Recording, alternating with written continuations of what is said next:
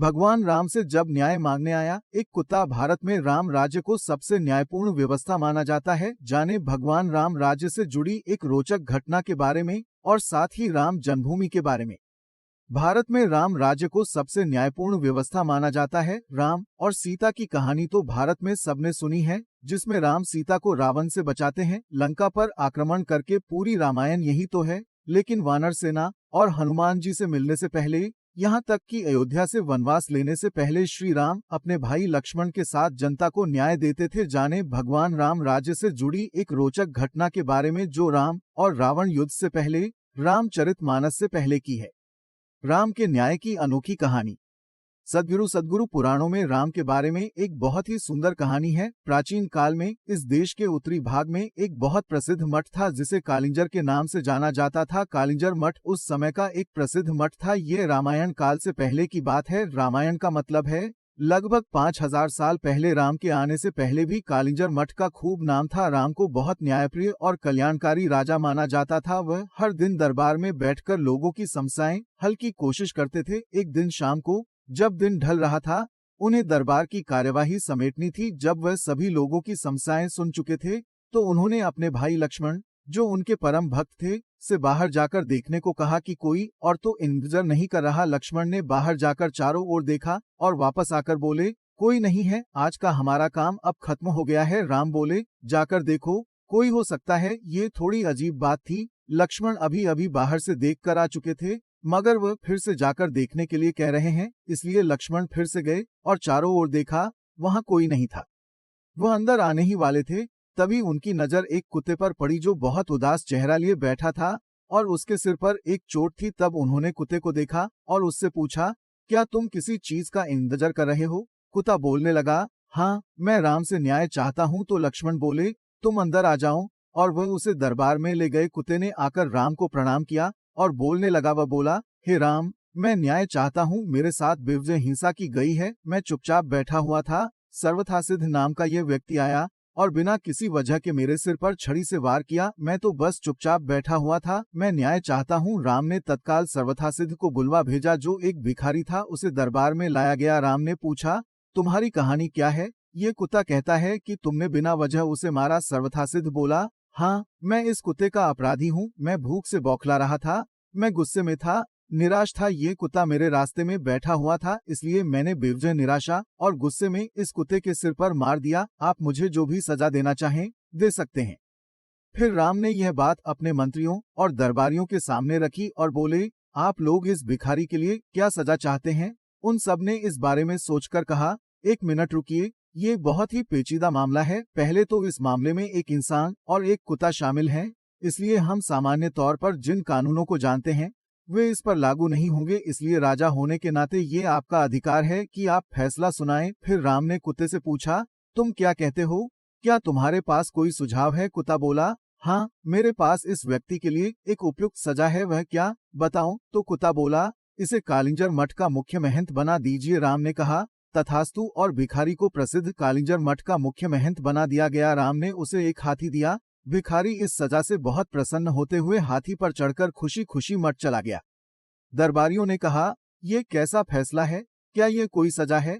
वह आदमी तो बहुत खुश है। फिर राम ने कुत्ते से पूछा, क्यों नहीं तुम ही इसका मतलब बताते? कुत्ते ने कहा, पूर्व जन्म में मैं कालिंजर मठ का मुख्य महंत था और मैं वहां इसलिए गया था क्योंकि मैं अपने आध्यात्मिक कल्याण और उस मठ के लिए सच्चे दिल से समर्पित था, जिसकी बहुत से दूसरे लोगों के आध्यात्मिक कल्याण में महत्वपूर्ण भूमिका थी। मैं वहां खुद के और हर किसी के आध्यात्मिक कल्याण के संकल्प के साथ वहां गया और मैंने इसकी कोशिश भी की। मैंने अपनी पूरी कोशिश की, मगर जैसे जैसे दिन बीते, धीरे धीरे दूसरे छिटपुट विचारों ने मुझे प्रभावित करना शुरू कर दिया। मुख्य महंत के पद के साथ आने वाले नाम और ख्याति ने कहीं न कहीं मुझ पर असर डालना शुरू कर दिया। कई बार मैं नहीं, मेरा अहम काम करता था। कई बार मैं लोगों की सामान्य स्वीकृति का आनंद उठाने लगता था। लोगों ने मुझे एक धर्मगुरु की तरह देखना शुरू कर दिया। अपने अंदर मैं जानता था कि मैं धर्मगुरु नहीं हूँ, मगर मैंने किसी धर्मगुरु की तरह बर्ताव करना शुरू कर दिया और उन सुविधाओं की मांग करना शुरू कर दिया जो आमतौर किसी धर्मगुरु को मिलनी चाहिए। मैंने अपने संपूर्ण रूपांतरण की कोशिश नहीं की, मगर उसका दिखावा करना शुरू कर दिया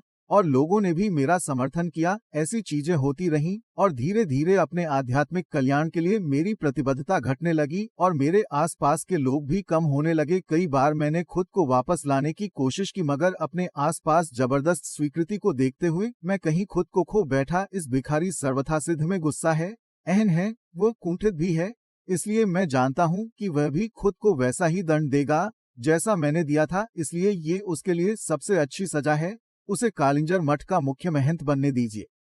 राम तिथि निर्धारित करने की वैज्ञानिक प्रक्रिया के अनुसार राम का जन्म 5016 ईसा पूर्व हुआ था, जो करीब करीब 7000 वर्ष से थोड़ा ज्यादा है। 7000 साल पहले, जब दुनिया के ज्यादातर हिस्सों में शासक बर्बर हुआ करते थे, राम ने एक राजा के रूप में मानवता, त्याग और न्याय की अद्भुत भावना दिखाई। उनका राजाभिषेक बहुत कम उम्र में ही हो गया था, मगर कुछ सरल परिस्थितियों के कारण उन्होंने राजगद्दी छोड़ दी। ऐसी छोटी मोटी परिस्थिति को ज्यादातर लोग अनदेखा कर देते, मगर राम उसे अनदेखा नहीं कर सकते थे, क्योंकि उनके अंदर न्याय की भावना बहुत प्रबल थी। इसलिए उन्होंने राजा का पद छोड़ दिया और अपनी पत्नी तथा एक भाई के साथ राज्य छोड़कर चले गए। वे उनका साथ नहीं छोड़ना चाहते थे और उनके पीछे पीछे चल दिए। तीनों जंगल में सत्ता, सुख सुविधाओं के बिना और गुमनामी में रहे, बहुत सी मुसीबतें झेली।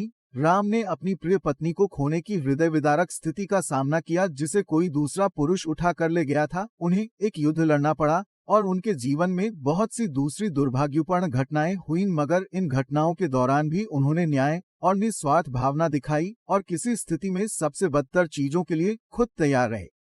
राम राज्य भारत में राम राज्य को एक न्यायपूर्ण राज्य व्यवस्था के पर्याय के रूप में जाना जाता है। यही इस देश की सुंदरता, संयम और अनोखी प्रकृति है। सारी अव्यवस्था, भ्रम और भ्रष्टाचार की स्थिति के बीच से अचानक कोई बढ़िया उदाहरण सामने आकर हर किसी को चकित कर देता है। भारत के तौर तरीके हमेशा से ऐसे ही रहे हैं। जब हर किसी को लगता है कि ये संस्कृति नष्ट हो गई, हर सीमा से परे भ्रष्ट हो गई, तो अचानक कोई बहुत बढ़िया उदाहरण आपके सामने आ खड़ा होगा जो आपको सोचने पर मजबूर कर देगा। हाँ, अभी एक उम्मीद है। ऐसा अक्सर होता रहता है, क्योंकि अव्यवस्था में हम सबसे बढ़िया काम करते हैं। जब बहुत ज्यादा व्यवस्था होती है तो हमें समझ नहीं आता कि कैसे काम करें। भारतीयों का व्यवस्था में बहुत दम घुटता है, उन्हें थोड़ी अव्यवस्था चाहिए होती है। मैं जानता हूँ कि पश्चिमी लोगों के लिए ये कुछ ज्यादा अव्यवस्था है, मगर ये बस थोड़ी सी ही है। ठीक है, क्या थोड़ा है और क्या ज्यादा, इसका मानदंड हर देश के लिए अलग अलग होता है। भारतीय मानदंडों से ये बस जरा सी अव्यवस्था है और उसके बिना वे सहज महसूस नहीं करते। उन्हें इसकी जरूरत होती है। उन्हें यहाँ एक दूसरे से थोड़ा टकराने की जरूरत पड़ती है, वरना उन्हें एक दूसरे की कमी महसूस